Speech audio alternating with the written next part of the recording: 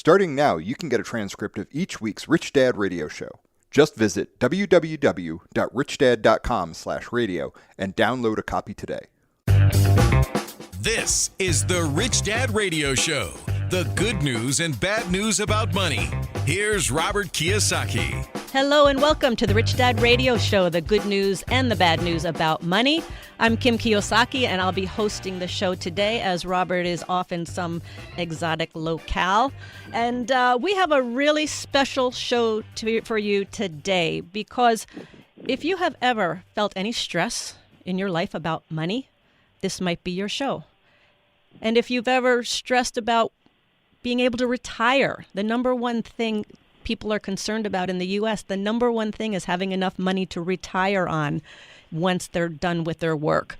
There's a lot of statistics out there. We'll get to some of them. But if you have any stress in your life about money, we're going to talk to you, because this first guest that we have is about how to relieve some of that stress and what needs to happen for you to be more comfortable and have actually better relationships with money, better relationships with your spouse, your partner, better relationships with your business people, coworkers.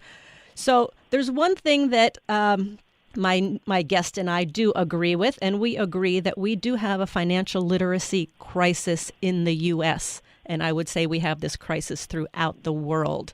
And our first guest is Kathleen Burns Kingsbury. She is a wealth psychology expert and founder of KBK Wealth Connection, and she has a brand new book out called Breaking Money Silence: How to Shatter Money Taboos, Talk More Openly About Finances, and Live a Richer Life. And she has basically started a revolution on how to bring more financial literacy to the world, and she does it in a very different way. So, Kathleen, welcome to the show. Thank you. I'm excited to be here and talk to you a little bit today, Kim. Well, thank you for being here, because I think what you're doing is very, very important. And let's just start with, give us a little bit of your background, and then we'll get into this revolution. Sure. I have an interesting background in that I have both a financial background in terms of being a finance major and having worked in banking and finance, and then I also have a psychology background. So I have worked as a counselor, and now I work as a wealth psychology expert. And so my work always is the blend between the two worlds of the, rational, technical pieces around finance, and then more importantly, the emotional aspects that often get in the way of us taking care of ourselves around money. So your book is called Breaking Money Silence. What is money silence? Money silence is the uncomfortableness that many of us feel talking about personal finances or our thoughts and feelings about money with the people in our lives. It's about 44% of Americans would rather talk about death, dying, or politics than talk about personal finances with a loved one. And that tends to be a global trend. It happens in They'd many rather talk companies. About death than money. Yes, isn't that surprising? That was one study that'd rather talk about death. And so there's something so taboo against talking about money. And, I'm somebody who likes to speak up and likes to talk about taboo topics. And I decided, we really need to get over this in order to take care of ourselves financially. And that's, how the book, or the idea for the book, came to pass. So it's more about the emotional side of money. Absolutely. The book is about financial communication, and whether that's with an individual, whether that's with your romantic partner, your aging parent, your kid, your boss, it's a variety of different types of relationships, except for what I find gets in the way, Kim, is that it's our emotions around money, our discomfort around our relationship with money that often makes it really hard to engage in a financial conversation that's going to be really useful. Our automatic thought is often, this is going to be a conflict, we're going to fight, or this is going to be, it's rude or unnecessary. And what I've found in my own life, and certainly the people that I've worked with, is that once you break through that money silence and engage in these money conversations, you discover so much about yourself and other people, and dare I say, it can actually be fun. It can be fun. I have a lot of fun talking about money. So what are the emotion? What are those? What holds people back? What is that emotional tie, or that why are we so reluctant to talk about? Why are we so scared, or what are we afraid of? What's going on? Well, I think fear is a good emotion to bring up. A lot of people are fearful about engaging in these conversations. But I think if you look back at history, what you'll find is that you go back in time, and I'm talking centuries and centuries, and you have kings and queens sitting around saying, you know what, we better not tell the kids how much gold's in the basement, because if we tell the kids, they might tell somebody else, and then we might get attacked. So actually, not talking about money way back when actually protected families and helped them keep their wealth and their status. Nowadays, you find that families are not talking about money, and what's ended up happening is that a majority of them are not successfully passing down wealth to their kids, both the financial wealth as well as the financial the family legacy, And so what has started off as something that was maybe really useful has turned into something that's destructive. And I just don't think we've caught up in our society in terms of that it's an okay thing to talk about. You know, we talk about religion, we talk about politics. We talk about so much now and share so much on social media, but you ask somebody what their salary is, what they paid for their house, or the last time they had a money conversation with their romantic partner, and all you hear is crickets. And so I'm on a mission to make that different. Great. And is there a difference between how men look at money and how women look at money? In general, so these are generalizations, there are some key differences in how men and women approach money, approach wealth. One thing being, women often see it from a holistic standpoint. So whether they are looking at a job, making an investment, or even thinking about planning for the future, they're often thinking about not only themselves and the financial return, they're also thinking about how does this affect the people around me and who I love. Not to say that men don't do that, but men, on average, do a better job of compartmentalizing it and looking at what is the financial rate of return, or what's the payoff I'm going to get for making this particular investment, or negotiating this particular salary. So there's some nuances that are different between the genders, but I think overall, both men and women struggle when it comes to breaking money silence and engaging in these conversations. But isn't there also some kind of a stigma with women in that, if it's typically has been the man that takes care of the money, and he used to be the primary breadwinner, not so much today. She doesn't like having to justify why she buys things if she's not bringing in the money. And also there's this whole thing about it's not feminine, it's not nurturing. You shouldn't bring up these subjects, and you shouldn't talk about your salary. I mean, it's one of the reasons I think there's a salary inequality is because women are afraid to ask for more money because they're seen as selfish or greedy, and they're not supposed to be that way according to society. Yes, I think our society needs to kind of catch up with how we're thinking about women, money, and power. And so there definitely is a difference in terms of how women are viewed when they take care of themselves financially.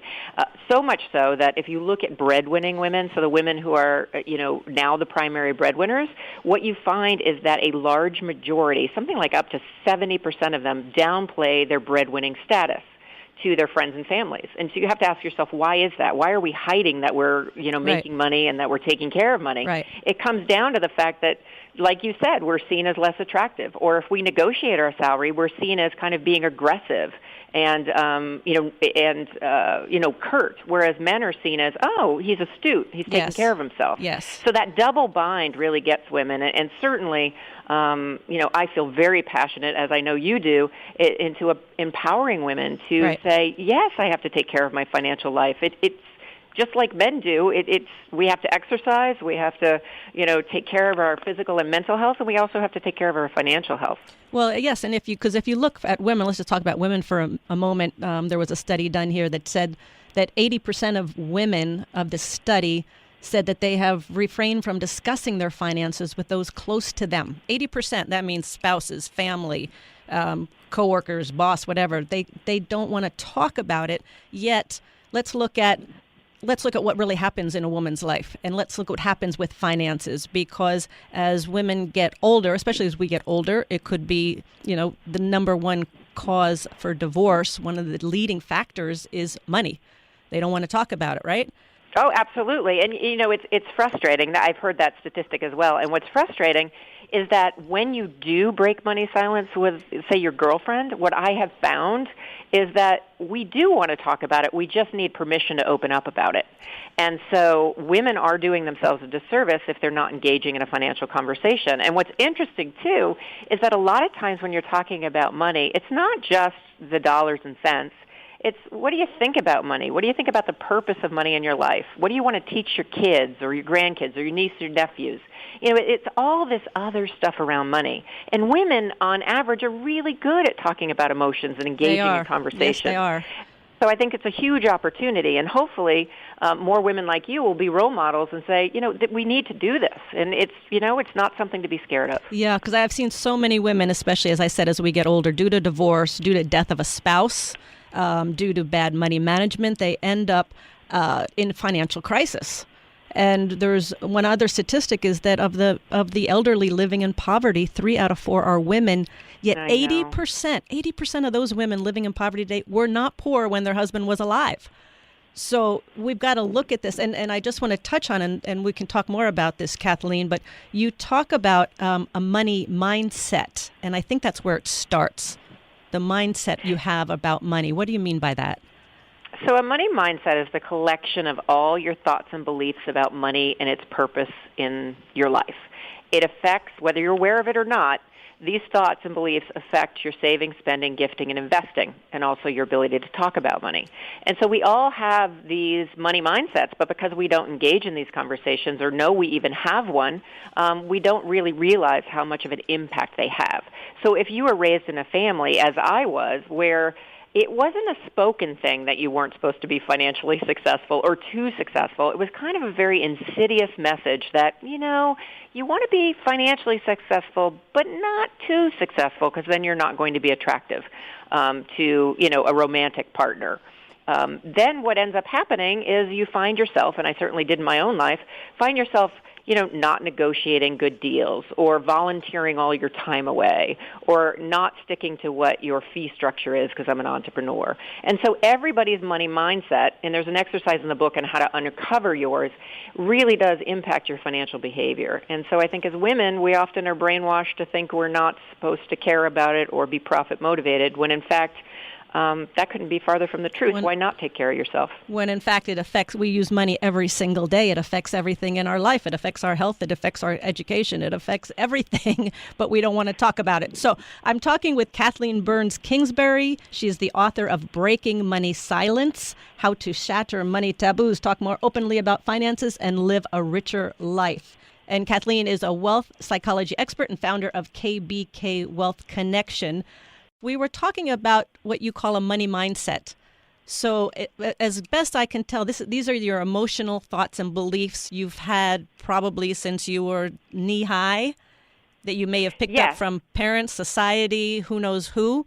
Usually starting around age 5, we start to notice what's going around in our world around money, and we notice it from our parents, significant caregivers, and we usually form these beliefs up till about 15, 16. And then they influence, you know, how we relate to money throughout our lifetime. So this, to me, is really about awareness because a lot of us don't even know that what beliefs we're operating on. We don't know why we spend so much or why we are hoarders or why we want to save every single penny. We don't even look at why. So how do you discover what your mindset is and how do you change it?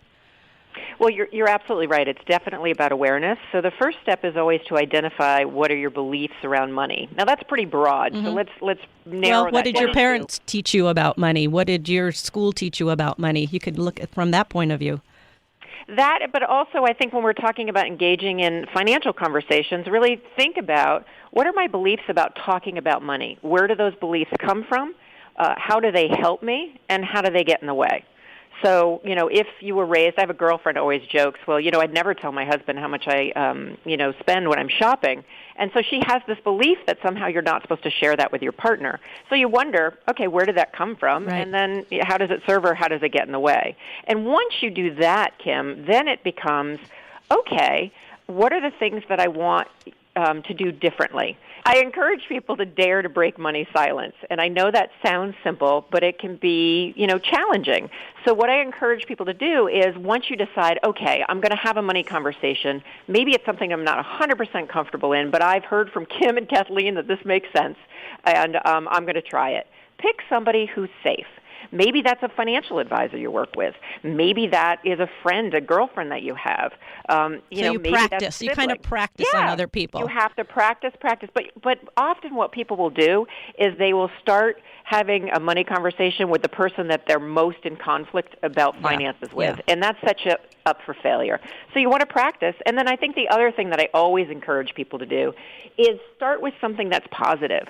Ask somebody, what's your greatest financial success? And what did you learn from it? Even if it's a small success, that way you're setting the conversation up to be positive, and you both can have this experience of a 10, 15-minute financial conversation that feels good, as opposed to we usually relate it with negative emotion. Right. And that's when most people talk about money, is when there's a problem. So I like that. You start with positive conversation and start small and practice. I like that. That fits in with everything we talk about investing. You start small, you practice, you take baby steps. But let me ask, here's the $1 million question I get. So I want to start investing, or let's say it's a woman talking. I want to start investing, or I want to start taking control of my money because my husband controls everything. But he doesn't want to have that conversation. He's not interested. He is happy with the things the way they are. What the heck does she do? Well, I think, first of all, being aware that there's a dynamic that you've lived with for a long time where he's maybe called the shots and you haven't taken, haven't been proactive, and then working with that. So don't think that you're going to have one money conversation and everything's going to get tied up in a pretty bow. That isn't realistic. So if you have a husband that maybe isn't as receptive to you being involved, I guess instead of getting angry about it and frustrated, kind of get curious with him and wonder, what would it be like if I was more involved? I hear you want to do this and you don't want me involved in a certain level. Help me understand that. And so any good money conversation is about mutual understanding, not always agreeing. So his motivation could be he feels like maybe he needs to be a good provider, and this is part of being a man or being the man of the house. Right. Or it could be simply, I don't like to share control because you're going to slow down the process. But once you find out what's that underneath reason, if that your partner can share that with you, that can be really useful. I think the other thing is, if he doesn't want you to do it with him, it doesn't mean you can't learn about investments on your own. Right. That's what I always say. It doesn't mean that you can't take care of yourself. Right. And over time, I feel like if you slowly kind of chip away at it, over time, often partners will change and shift a little bit, enough so both can be involved in that process. So you're kind of saying you kind of drip on it. You kind of just keep at it, It's called the broken record technique. Yeah. You can't be a nag, but it's kind of looking for these teachable moments, or looking for, say, your partner's stressed out about money. This is an example, honey, of when I could be there for you, and maybe we could have a quick conversation. Maybe you wouldn't have to have the stress on your, just on your own. That's a great point. So looking for those moments. Yeah, I think a lot of men would be relieved to have her on their side, or vice versa, if she's the primary moneymaker, to have him on their side financially, because I think it relieves some of the burden. But I also like when you talk about how you fix it, and you talk about you need to learn. I call it learning the language of money. You've got to get educated. You got to take classes, and you got to ask for help. And let me ask you this, Kathleen: when you ask for help, there's what we call real teachers and fake teachers. Okay, real teachers are people that are out there doing what you want to learn every day. They're doing what you want to do every day. So if you want to learn about money, you go to somebody who's practicing what it is you want to learn. So in the world of financial experts, number one, who do you go to? If you want to go to a financial expert, who do you go to? What do you look for, and what questions do you ask? Great, because there are people who are maybe looking for people to engage in this conversation, and there might be more in it for them than for you. So you want to be really careful. Exactly. We're not looking for salespeople. Right. And so, there is a group of financial advisors who are committed to engaging in these conversations. Sometimes they call them family wealth conversations, or just engaging with women and helping empower them if indeed you're a female. But I would ask a financial advisor who you are either currently working for or potentially want to work with, ask them, what do they think about engaging and facilitating money talk in your family or with you? Is it something that they're familiar with? Are they familiar with breaking money silence? Because one of the things that's in the book, actually, that's great is it's not only exercises for consumers and coaching activities, there's also exercises in there for advisors. So you could use it as a tool to kind of help facilitate that conversation. Suppose you aren't in a position to go to a financial advisor. There are other people out here who are doing money coaching or wealth psychology consulting. And so what you want to look for is somebody who's been through a training program, somebody who practices what they preach, and somebody who at least you can get a couple of referrals from to make sure that they are somebody who is credible and is going to look out for your best interest. Very nice. And your book is called Breaking Money Silence, which I highly recommend. Your website is breakingmoneysilence.com. I'm sure that has a lot of resources and good information on what you can do to get started or to keep the conversation going. One thing that we do at the Rich Dad Company is one of the ways we start the conversation is we have our cashflow board game. And it teaches you about money, it teaches you about investing, and if you play that with your kids, you play that with your spouse, it can start the conversation as well. So we're just looking at ways to, let me ask you one other thing. We're just looking at ways to how do you get more comfortable with the subject of money? And I got to ask you, Kathleen, sometimes people just have to realize that it's not wrong to talk about your personal finances, especially if they need help. Right? Absolutely. I think one of the things, Kim, that happens is we tend to think somehow we're not doing money, quote unquote, right, and that everybody else, has it figured out.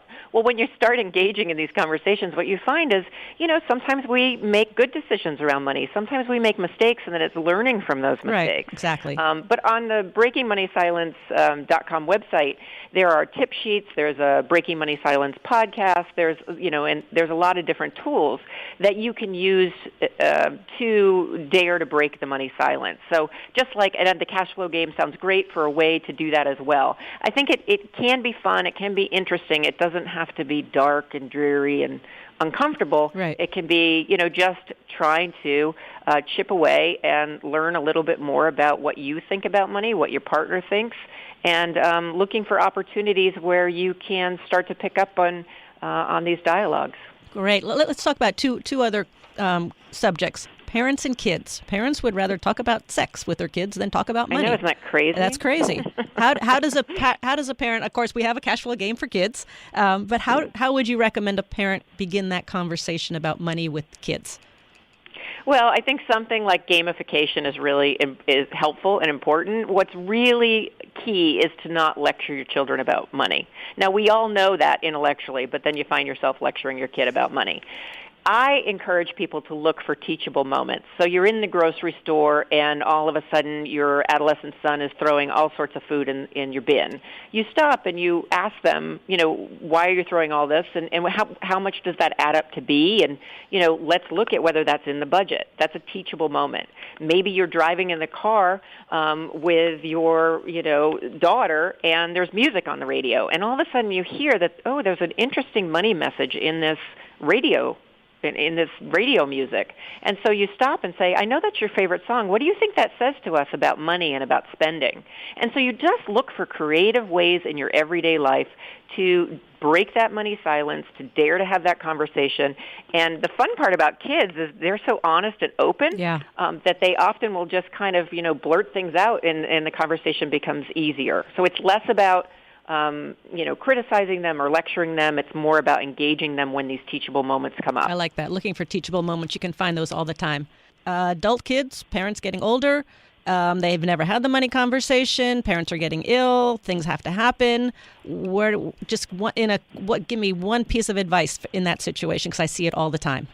Approach your elderly or aging parent with loving intentions. Explain to them specifically why you're concerned. about their finances and how you might be able to be helpful. And then give them a little time to make a decision. You may have been thinking about this for, 3 weeks. They're just hearing about it, so give them a little time to process it. Very nice. Well, thank you, Kathleen. Again, Kathleen Burns-Kingsbury, fascinating. We just basically barely scratched the surface. She's the author of Breaking Money Silence. Highly recommend that book. And her website is breakingmoneysilence.com. Kathleen, thank you so much for your time. Thank you for the mission that you are on. So appreciate it. Thank you, Kim, for the money talk. And we'll keep talking. We'll keep talking that money talk. And when we come back, we're going to find another way to relieve a little stress. If you're an entrepreneur looking to raise capital, we're going to talk about how to raise capital from a real entrepreneur. You're listening to The Rich Dad Radio Show with Robert Kiyosaki. Don't be like Charlie. Charlie is that do-it-yourselfer who does himself in. Do-it-yourself is good for tile and grout. It is not good for asset protection.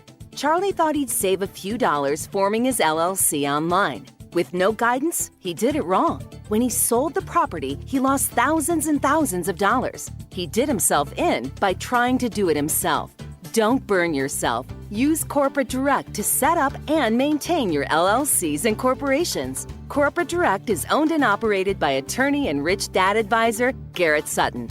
Garrett wrote the bestsellers Loopholes of Real Estate and Start Your Own Corporation. He is Robert Kiyosaki's attorney for asset protection. He and his team will do it right. Visit them at corporatedirect.com or call 800-600-1760. Mention Rich Dad and receive $100 off your formation fee. That's corporatedirect.com. corporatedirect.com. This is The Rich Dad Radio Show.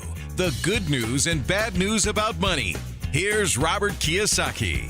Hello and welcome back to the Rich Dad Radio Show, the good news and the bad news about money. I'm Kim Kiyosaki hosting today's show as Robert is out and about traveling the world. And we have a fascinating show. And we've been talking a little bit about how to relieve some of that stress of money, around the psychology of money, and about those breaking money silence and start people talking about money when typically it's been a very taboo subject, which I don't understand. But we need to get those conversations going because we do literally have a financial literacy crisis throughout the world, and it's time that we fix that. That's what the Rich Dad Company is all about, educating people about money, about investing, and really taking control of your own financial life. And our guest now is Krista Morgan. She is the CEO and co-founder of P2B Investor. And if you are an entrepreneur looking to raise money, if you need that little startup capital to get started, or you need some money to grow your company, she's the one to talk to. And she is an entrepreneur, and this is her business, P2B Investor. And she's going to talk to us about the whole situation of relieving some of that stress by finding a good investor, finding good funding so that you can start or grow your entrepreneurial business. Welcome to the show, Krista. Thank you for having me. So excited to be here. Oh, I'm so excited to have you. Hey, so let's just start. Tell us your story. How did you go from employee to entrepreneur? You know, sometimes I ask myself that question all the time. I think we probably all do. That's right. You know, honestly, it seems when I tell it, it seems like a big leap. But you know, at the time, I just wasn't happy in what I was doing. I was trying to figure out what to do with my life, and How old were you at the time? How old were you at the time, Krista? 29. Okay. Oh, great. That's a good time to start asking. So 29, and I said, what am I doing in this job? Where do I want to go? And my dad and I had been talking about, just sort of batting around various ideas, and all of a sudden we stumbled on an idea that we really thought, worked, and I did some research, and no one was doing it. And so I just said, if not now, then when? and I went for it. And what was the idea? What was it that nobody else was doing? So we had this idea of taking invoice financing, which is like a sort of very, common and type of financing that growing businesses use, and we put it online and mixed it with crowdfunding. And so let me back up a minute. Just back up a minute. So you say invoice financing. So can you explain what that is? Sure. So ton of businesses. So I don't know, let's say you make, an organic food product and you sell it into Whole Foods typically Whole Foods is going to take 60 days to pay your invoice. Yes. And you generally have to pay your employees today. So what you do is you can sell that invoice today, so you're getting the money today instead of waiting 60 days. Oh, okay. Okay. So the problem you're actually solving problems for entrepreneurs and getting them their money faster. Correct. Yeah, because when you're a growing business, you don't have good credit. The banks won't lend to you. And so this is a way for you to access financing to just manage those swings in cash flow that I think every entrepreneur understands. Right. And so when you started P2B, did you have to raise capital? Definitely. We had to raise about $1 million just to get started. Okay. Like I basically raised $1 million with a PowerPoint presentation. And what was it like for you going through that experience? Because this is something that scares most entrepreneurs to death, going out there and having to ask for money. How was that experience for you? So here's what I'll be honest. I actually really enjoy raising money. I didn't think that I would. The experience when I first got started, I didn't know how to do it. So I just started researching, and I watched how other people were raising money, and I, said to myself, like, okay, I can do this. I put a pitch deck together. I started going to events where there were investors. I started applying to pitch competitions, and I just started doing it. And what I found is every time I pitched, I learned something. Every time I talked to an investor, I learned something. And you very quickly, you can get much better at it very quickly. So I actually really enjoyed it. So you practiced. You went out there and you practiced. You must be very good at sales. I am. I never would have thought of myself as a salesperson, but becoming an entrepreneur, I think, especially if you're the founder and CEO, you are the core salesperson. If you can't sell your product, then no one will be able to sell your product.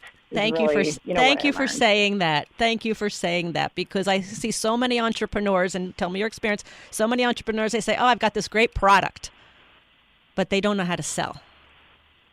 What are their chances of success? I definitely think it makes it a lot more difficult. It does, because especially in those early days of your business, really people are buying your passion. Yes. Investors are buying your passion. Your first customers are buying your passion. Like today, we've spent the last year kind of just adjusting our business model. So now we actually are selling, we do financing with banks. Okay. What we said is the first banks that we're going to sell, like I sell them. I didn't go out and hire an expensive salesperson to sell to banks. Like I know the first customers we get in this new program will be sold by me. Right. So you work with entrepreneurs, but then you're also reaching out to investors to raise money to fund the entrepreneurs, correct? Correct. Okay, so let's look at it from 2 points of view. So let's say I'm an entrepreneur and I'm starting up my business and I need some capital funding. Tell me what are the criteria you look for? Well, so we generally work with the platform that I run generally works with businesses that are a little bit further along, typically have about $500,000 in revenue. Okay. They have early product traction, and they're usually just starting to sell into their first big customer. Like it's really anyone that's going to buy, I don't know, call $100,000 to $200,000 a year of product. That's when we can come in and start providing them with a line of credit that lets them grow their business. Okay, and so you're looking primarily at past sales, track record? Correct. We look at sales. We look at your cash flow. We look at just your general financial projections to understand how you're intending to grow. Those are the primary things we're looking at. Okay, which is the same for any entrepreneur, whether you're starting up or you're a seasoned entrepreneur. You need to know your sales. You need to know your cash flow. You need to know your numbers. You got to know your numbers to succeed. What could be the kiss of death for a entrepreneur who's looking for funding from you? It really is. I can't tell you how important the quality of the financials are. because you're going to give us financial statements and then we're going to have people look at them and they're going to start to ask questions. Hey, how come it says this on your balance sheet, but this doesn't match up with this number over here? And, when we get on the phone with entrepreneurs and ask these questions and they really don't understand what's going on, that it's a huge issue, because when you're taking financing from someone, they have to trust that you are going to run your business and be able to pay them back. Yes. Right? It's a deal. Yes. Right? Yes. We give you money, you pay us back. And so working with entrepreneurs who have a really good grasp on their financials is that's what we look for. That's the number one thing that gives any person who's giving you money confidence in you. Great. That's a great point, because we always say that, if you're going to raise money, whether it's from a lender, personal lender, investor, you have got to be very, very responsible with that. This is not something you take lightly at all. So, in our earlier section, we were talking about, money conversations, and you are in business with your dad. Yeah. Give me the pros and cons of that. What's it like working with family? Well, my dad and I have been working together for 6 years now. So as you can imagine, there have been, good years and bad years and hard times and good times. But the thing that I love about working with my dad is that, one, we trust each other, and we know that we have each other's back. Even in those bad days, when you know that you're going to want to spend Christmas with someone and Thanksgiving with someone, you do your best to make it work and find compromise, and move past the conflict, because it's just not worth it, right, to have that conflict. And then I think the difficult times are, sometimes your dad forgets that you're a grown-up. That's a yep. thing. So when you're the CEO, and so I think that, just finding, there's an inherent power struggle, right? And me trying to prove myself. Right. Well, that's every daughter and father. That's every daughter and father. Yes. Correct. Yeah. So, but broadly, I don't know if I would do it again. I think he knows this, but I'm really glad I did it. And I've really, found a way to make things work. And it's been a hugely positive experience overall. And was your dad an entrepreneur? He was. He had bought into a company before. He had run some bigger companies and then had been an owner in a business. And so, yeah, and then we got together and did this. But this was both of our first finance company. So it's important. I always like to tell people, I didn't have a background in finance. I did not come to this knowing everything. Everything we've done, I have just learned, and he and I have learned together. It's also interesting because you also have a bit of the female women support, education, power, women in business. And I understand 50% of your staff is female? Yes, which is about unheard of in financial technology. Yeah, and in the whole world of fintech, it's very rare. What's your experience in being female? I don't. My guess is it doesn't really impact you at all because you're very strong and determined. But what do women face in the world of fintech? Oh, I think at the end of the day, you feel like you have to do more to prove yourself, and you just often feel kind of out of place. You go into a conference and, you're the only person, you're one of the only women in the room. And so, you feel self-conscious and you feel like you stand out. And when really, when I sit and talk to male entrepreneurs, we're all the same. We're all dealing with exactly the same problems. But as a woman, you just feel a little bit more uncomfortable. And you have to overcome that. Well, it sounds like you've overcome it pretty well. You're doing very, very well. Again, we're talking to Krista. Fake it till you make it. Again, we're talking to Krista Morgan. She's the CEO and co-founder of P2B Investor, which is an alternative lender that provides fast, flexible working capital to good businesses, as she says, with big ambitions. Her website is p2bi TheRichDadChannel.com. You had a great lesson that you learned building your business. You had a story you wanted to tell. What is that? Yeah, when I raised my first $1 million, and really to get our business off the ground, I remember thinking that I had made it. I remember thinking like it's all up and to the right, because you had your $1 million. Yeah, I was like, this is so much money, and the short version of the story is we basically spent almost the entire $1 million before getting our first customer.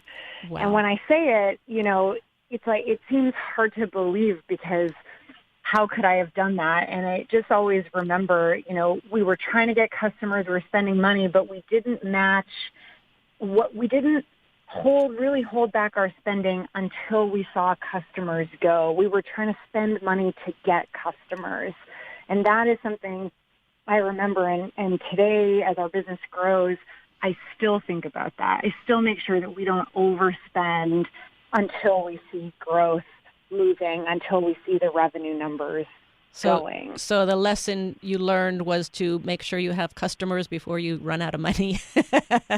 I know it sounds obvious, but it's no, really it's great. easy when you first raise money, and I think it's important because that's what builds confidence with your investors. So if you're trying to raise money, you're going to say, how are you going to spend it? Exactly. And if you can say to them, look, I really understand that I am going to focus my spending on getting customers, and I'm not going to get distracted by nice office space or perfect. We've all seen those entrepreneurs. Someone. Yep. That's a great lesson because I get hit up by a lot of people that want me to invest in their business, and when I ask that question, how are you going to spend my money? I either want to hear I'm going to grow sales. I'm going to get customers. It's all about how they're going to bring income in. And I had one person that said, oh, I've got this great new office and I'm going to furnish it and I'm going to pay myself a salary. And I said, bye-bye. Agreed. So after you went through your first $1 million, did you raise that from investors, the $1 million? Yes, angel investors. So I've raised about $11 million now, all from angel investors. And so after you went through that $1 million, did you have to go back to those angel investors?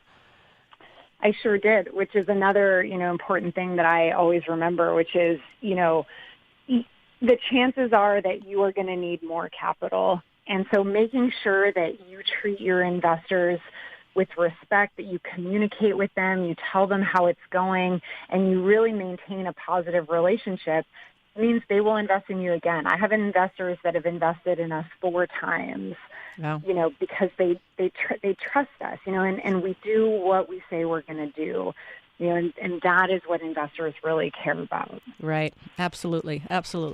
So let me ask you about other, traditionally, you'd go to a bank, and even today I hear people say, I went to invest in a property, and I went to this bank, and they turned me down, and so I'm not gonna buy it. I'm like, well, there's a lot of other ways to raise money, and a lot of other lenders out there that are not traditional banks. And even banks, they lend for different things, and they'll lend to different businesses, and they'll lend for different properties. So in your world, you see a lot of alternative lenders other than traditional banks. What are some of the ways that people can raise capital? Where can they find money? Tons of places. And one of the things I always tell entrepreneurs is, just because you go to a bank and they say no doesn't mean you shouldn't go to 20 other banks. Exactly. Because you really don't know. Everyone's going to have different criteria. So I think, just not letting yourself be put off by that one person, the first one saying no.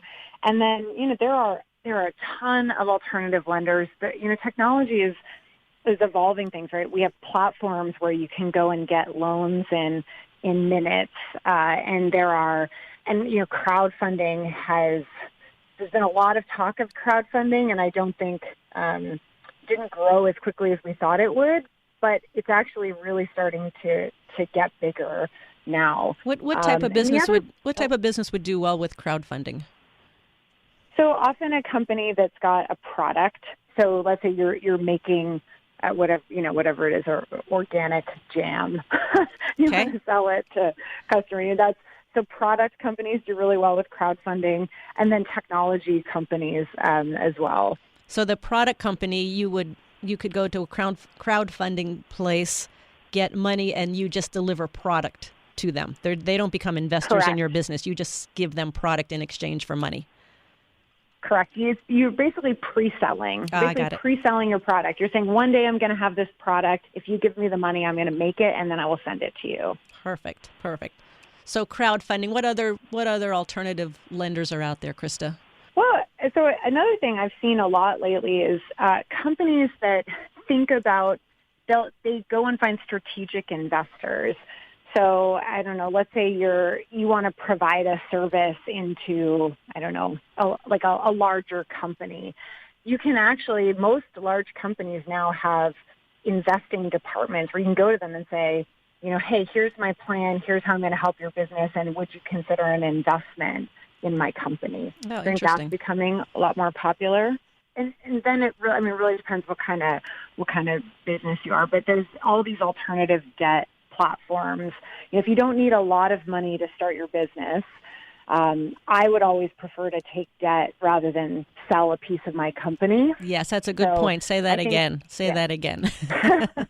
Yeah, so it just, giving up a part of your company doesn't feel expensive in the early days, but I promise you, as your company gets bigger, you're going to want every piece of your company that you can hold on to. Yes. And so I would always rather take debt and take the responsibility of paying it back rather than giving up a piece of my business. Yes. We also say, if you can pay for it with dollars, pay for it. Don't give up your company for something that you can pay for in the marketplace. No, exactly right. People don't think, they think, when you sell a piece of your company, it's not costing you anything. But, we forget a typical investor in a business, they're looking for, 35% annual returns. That's a lot, right? So you can probably get debt that's cheaper than that. Yeah, great point. And you must see an awful lot of businesses. You must have your finger on the pulse of a lot of up-and-coming new business trends, new businesses that are doing well. What are you seeing of businesses that are in demand today? We see a ton of just new niche products, whether it's natural foods, whether they're, any kind of, you find a community that's looking for a specific product, and the margins are really good. There's a lot of demand for it. People are moving out of, they don't want to buy something that everyone else has. They want something special. So I think if you can produce something like that, there's a lot of demand for it. The other thing we see is just a big rise in service companies. The economy is doing well. People are outsourcing. So if you can provide a valuable service to a company, it's really, we're seeing all of our service companies are growing very quickly right now. And when you talk about a product company, you look at the old style of retail. Everybody's going retail now. Retail's disappearing. So what are these product companies? What are the ones that are really successful? What are they doing different other than retail? Well, so a lot of people selling direct to customers.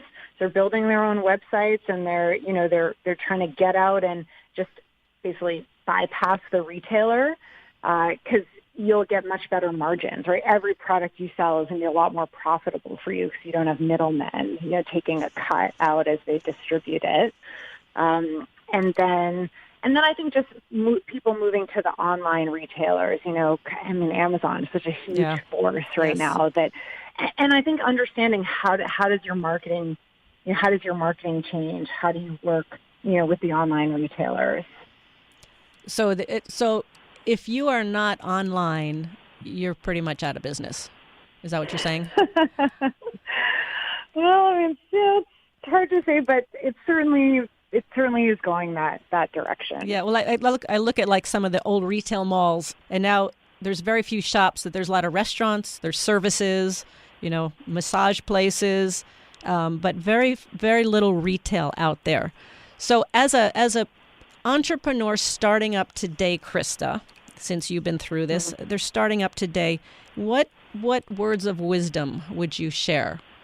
I mean, I honestly think that today you really have to be able to, react quickly, right? You should be measuring what's working and what's not working and be able to switch and sort of be agile, right, as you navigate through, because there's so many options. You think about marketing today. You can do Facebook marketing. You can do, social media marketing. You can be buying ads online. There's all these things you can be doing, and how do you have to try a lot of different things quickly, figure out what works for you, and go for it, and then remember that won't work forever. So it's this idea of constant innovation, hugely important in today's businesses. So you really do have to immerse yourself in education, getting yourself understanding the whole tech world, because I'm kind of a dinosaur. I started my business 20, 30 years ago.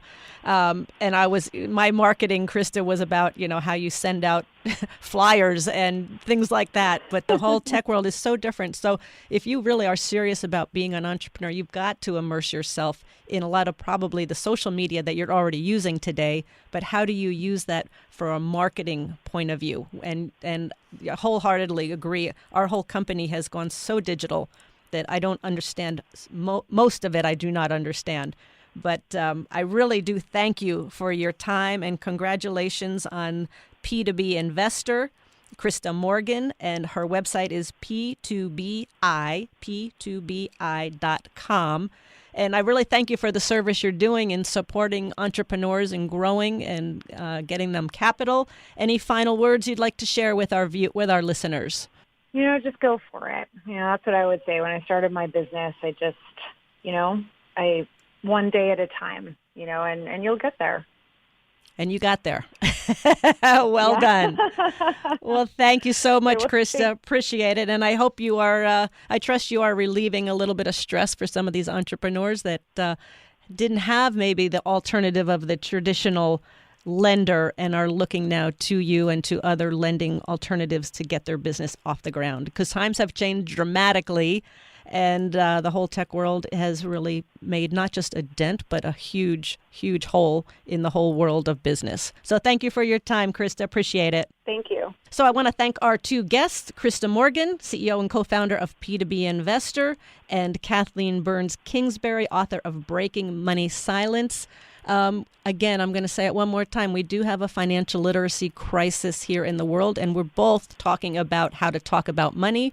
As Krista said, you've got to know your numbers. If you want to talk money, if you want to talk raising capital, you got to know those numbers. So it's all about getting comfortable with the subject of money, getting comfortable with your numbers, talking about it so that you can have the success that you want in your life. Thank you so much for listening. Don't be like Charlie. Charlie is that do-it-yourselfer who does himself in. Do-it-yourself is good for tile and grout. It is not good for asset protection. Charlie thought he'd save a few dollars forming his LLC online. With no guidance, he did it wrong. When he sold the property, he lost thousands and thousands of dollars. He did himself in by trying to do it himself.